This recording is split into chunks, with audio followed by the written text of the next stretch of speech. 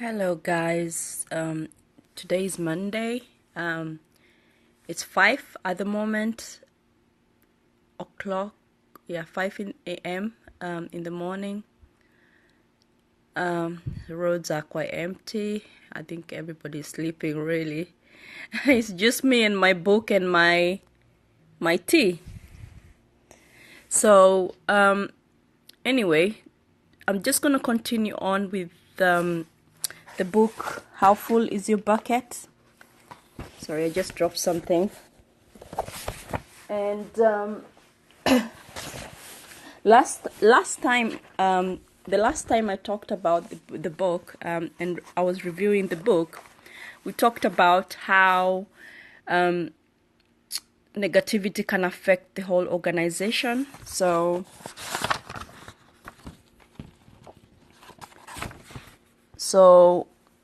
this is what we talked about: positivity, negativity, and productivity. So yeah, we looked at how that affects an organization and how that can be done in an organization. We talked about praise and recognition, and using those to basically infuse positivity in an organization. And we saw that many organizations don't do that, many bosses don't do that, and that's why many people are very demotivated. So if you have a good boss that tends to recognize you or just praise your work every now and then, it's motivating and it goes a long way. So we talked about as well having just casual meeting with the staff. So instead of them just showing up whenever there's issues in the company, it's just having casual human interaction with the employees and recognizing that they are human, and that there's no need for just artificial interactions all the time. So anyway, let's go to the other section of the chapter, which is killing productivity. So that part of the chapter says that majority don't receive praise. We don't receive as much praise as we should, and that that results to disengagement. And there's so many people that have literally signed up even before they've arrived in the company or in the organization. So it's a very, very sad situation. And the writer talks about the healthcare workers, and the writer says bosses, the people that work for bosses that they don't like, in a healthcare environment, then they are more likely to have higher blood pressure, and coronary heart disease in the long term. So this is very serious stuff, and this is a study that was done. So every single thing I'm stating here has been proven through an extensive and very serious study. So I'm not just throwing numbers here. I'm stating facts that were found during those studies, and these are studies that were done over years and over a wide range of organizations. So it's not just one type of an organization; it's different types of organization. So yeah, so the writer basically just says, if you're overly negative, it's best to stay at home. So instead of like stirring up trouble and complaining and having paranoia, just stay at home. It's better for everyone. So we can see how serious that is. You know, how many people are walking around being negative and stirring up trouble. So the writer just says it's better for them to stay at home. So it's that serious. So it doesn't matter whether you're the boss or you're a worker, you're a staff. It's best for everybody if you just stayed at home. If you're just going to be overly negative, just stay at home. You just clear the air for everyone, and it will increase productivity for the rest. And then the writer talks about the 22 million worker study that was done, and they found that it's very expensive for the economy to have negativity. So basically, he says, the writer says that 250 to up to 300 billion is lost yearly due to lost productivity.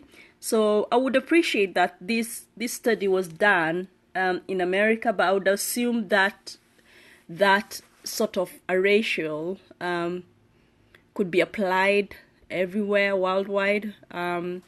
So we can see how expensive that is for the economy. So I think here you would think about the time lost, the time lost in lack of productivity. So the book goes on to say, if you add on injury, illness, turnover, absences, and fraud, then you're talking about $1 trillion lost. $1 trillion. I can't even say it. $1 trillion lost in productivity. So you can imagine how much that is affecting the country. So this is just things that we don't even hear about, but these are facts.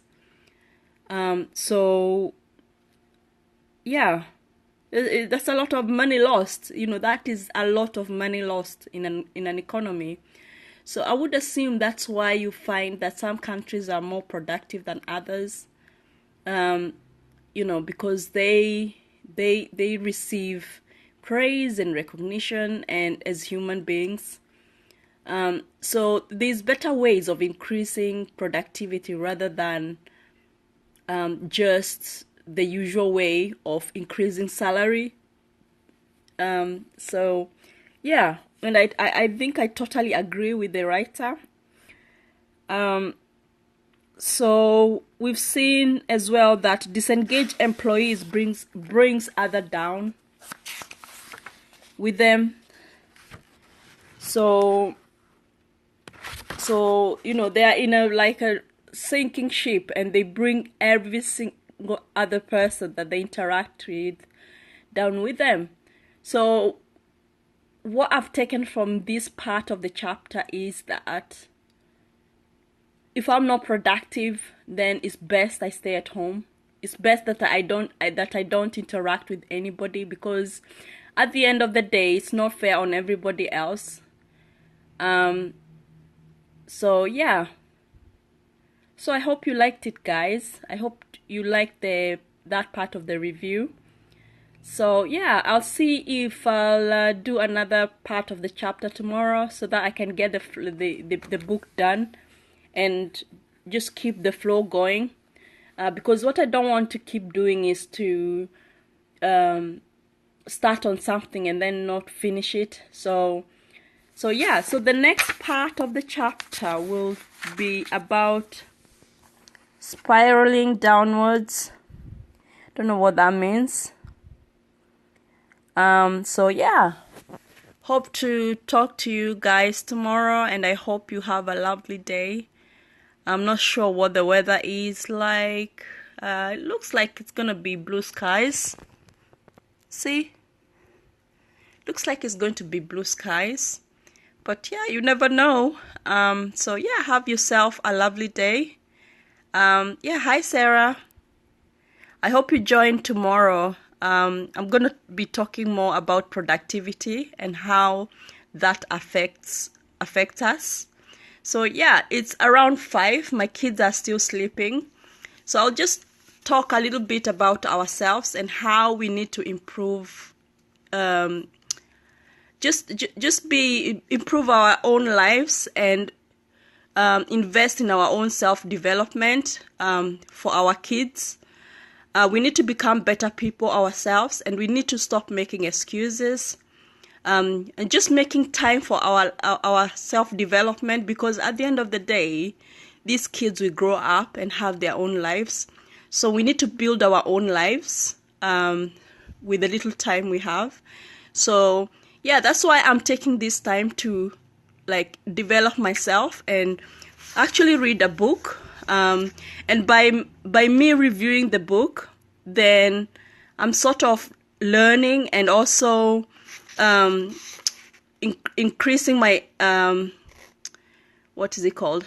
I'm increasing my understanding of the book.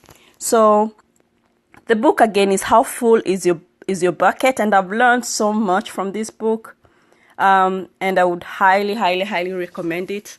So yeah, we'll learn more tomorrow. So basically what we learned today is that the cost of disengagement would cost 250 up to 300 billion a year. So that's a lot of money, and that's what negativity does.